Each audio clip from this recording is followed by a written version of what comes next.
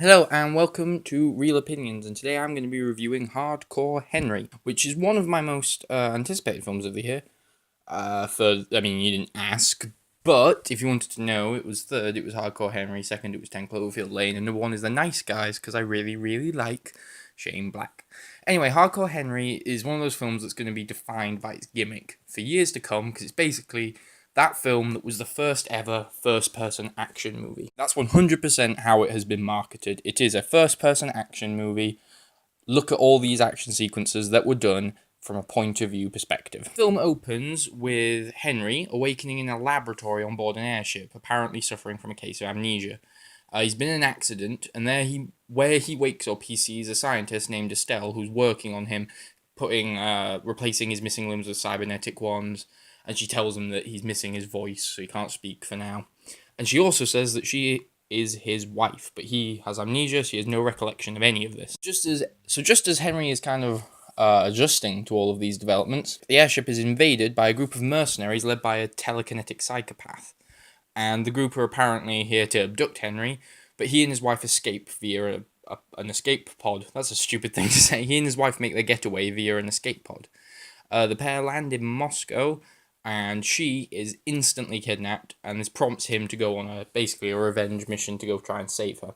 And there he meets Sharlto Copley, who, for reasons that are perhaps spoilerific, he knows what's going on, and he's there to help Henry, and what follows is basically a load of over-the-top car chases, gunfights, and all kinds of craziness and manic anarchy, all tied together by a very simple plot. Luckily, all these action sequences are absolutely incredible. Well, maybe not all, most are absolutely incredible, particularly towards the second half, where it really turns things up to 11. I mean, past 11, it turns things up into the 20s. We have stunning car chases, tanks, and these really lengthy gun battles, and people's heads are getting torn off. It's really violent, really insane. It kind of reminds me of like a Neville Dean and Taylor film, like the guys who made Crank. It feels like their kind of thing where just anything goes, and they really embrace that, and it really goes insane. I mean, there's even one point where there's a musical number, but basically what I'm getting at is the action is great. It's really inventively choreographed. It's really violent. It properly embraces that R level. Like, it's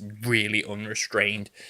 They're clever, they're different, all the action sequences are different, and they have their unique identity to them, particularly the one at the end. It just goes on, but in the best kind of way. So the director really doesn't hold anything back. I mean, this all comes from one of his own shorts that he made, and I guess you could be hesitant as okay, so it was a short before, and I can see how a first-person action movie can make a cool 10-minute segment, but can it extend to a whole film?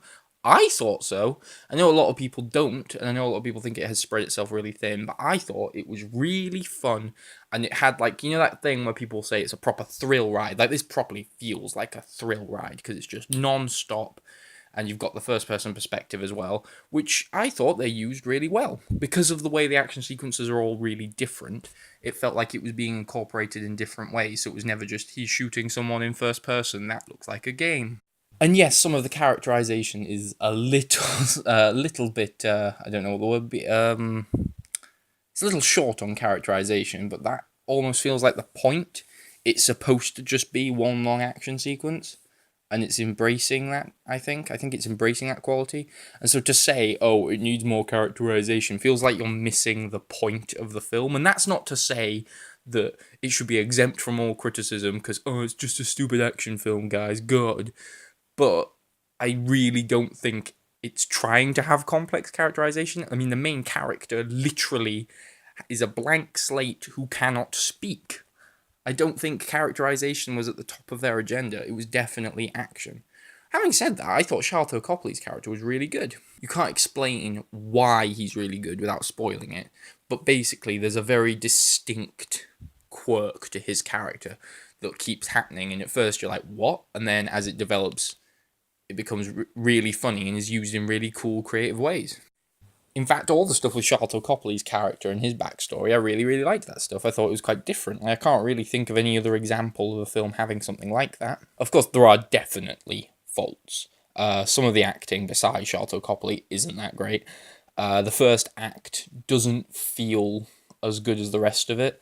Like, the flaws feel more pronounced in the first act because it's not as mental as the second act. And by the time you get to the second and third acts, when it gets really insane, you kind of forget about some of the problems, but they're more noticeable at first. The villain isn't very good. He kind of reminded me of Tommy Wiseau. I kind of hope other people see this, and maybe if they've heard what I've said, maybe they'll notice it too. Because I found it distracting, and not in a good way. It just made me think he was a bit of a cringeworthy villain. And also, if you are partial to motion sickness and you are worried that you might not be able to sit through this film, yeah, you won't. If you are partial to motion sickness, this film shows no mercy with its camera work or anything like that. In fact, I would extend that to the whole film. If you think from anything I've said that this film isn't for you, then it probably isn't.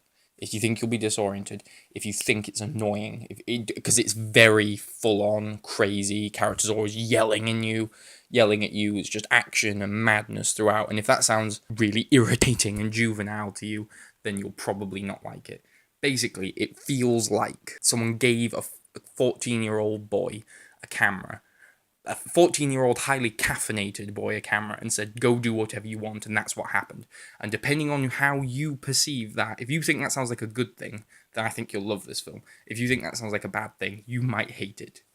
And I think that's basically the ultimate thing I can say about this film, is if from the description of it you think you'll hate it, then you probably will. If you think you'll love it, I think you probably will as well. Also, it has a really great credit sequence. Just like Deadpool, we're having good credit sequences this year. 2016 is the year of the great credits. Ultimately, I mean, I think objectively it's a 7 out of 10 because it does have its flaws, but objectively the action's great and it's got some innovative ideas. Because I'm a fan of action films and I like all of the hardcore violence and everything, I'm going to push it to an 8, but I know it should be a 7. So, Hardcore Henry gets an 8 out of 10 from me. Oh, and thank you for watching. Yeah, that too. Like, subscribe, all that usual YouTuber desperation.